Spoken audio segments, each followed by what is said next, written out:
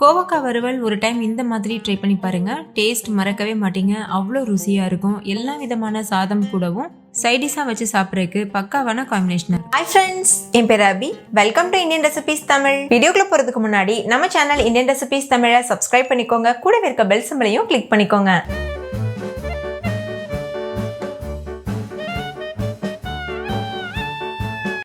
First இந்த recipe பண்ணுறதுக்கு 1/2 kilo அளவு கோவக்காய் எடுத்து நல்லா 2-3 டைம் கழுவி எடுத்துக்கோங்க.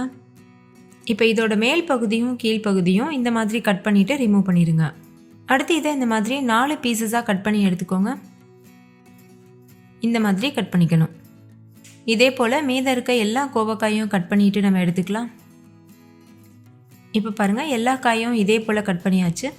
இப்போ ஒரு இரும்பு கடாய் சூடுபடுத்திக்கோங்க. அதில் 2 டேபிள் ஸ்பூன் எண்ணெய் சேர்த்துக்கோங்க. நான் நல்லெண்ணெய் சேர்த்துருக்கேன். நீங்கள் எந்த எண்ணெய் வேணாலும் யூஸ் பண்ணிக்கலாம். எண்ணெய் சூடானதும் 1 டீஸ்பூன் கடுகு, 1/2 டீஸ்பூன் உளுத்தம்பருப்பு சேர்த்துக்கோங்க. கூடவே ஒரு கொத்து கருவேப்பிலை சேர்த்துக்கோங்க.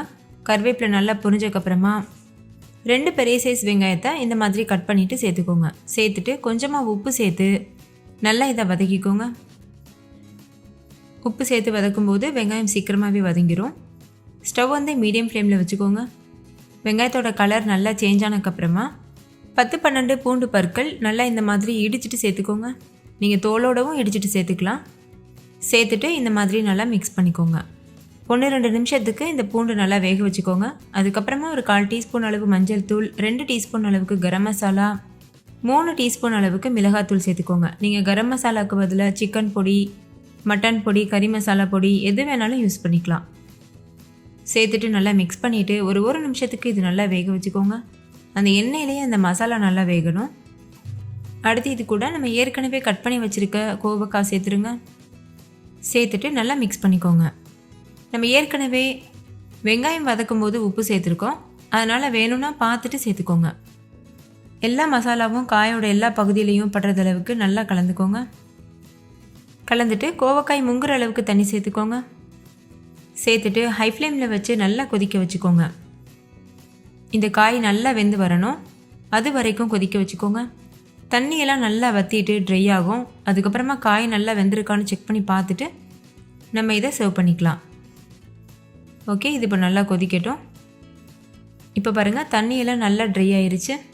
இது இன்னும் கொஞ்சம் நேரம் ஹை ஃப்ளேமில் வச்சு நல்லா கைவிடாமல் கலந்துகிட்டே இருக்கணும். அப்போ தான் நல்ல ஒரு வறுவல் பக்குவத்துக்கு வரும், ஒரு சுக்கா பதத்துக்கு வரும். இப்போ பாருங்கள், இந்த அளவுக்கு நல்லா வறுபட்டதுக்கப்புறமா ஸ்டவ் ஆஃப் பண்ணிவிட்டு இதை சுட சுட சர்வ் பண்ணிடலாம்.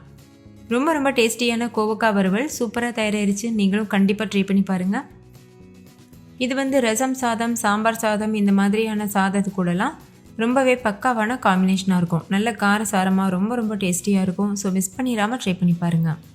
ஓகே ஃப்ரெண்ட்ஸ், இந்த வீடியோ உங்கள் எல்லாருக்கும் ரொம்ப பிடிச்சிருக்கும் நம்புகிறேன். பிடிச்சிருந்தா லைக் பண்ணுங்கள், உங்கள் ஃப்ரெண்ட்ஸ் கூட ஷேர் பண்ணுங்கள்.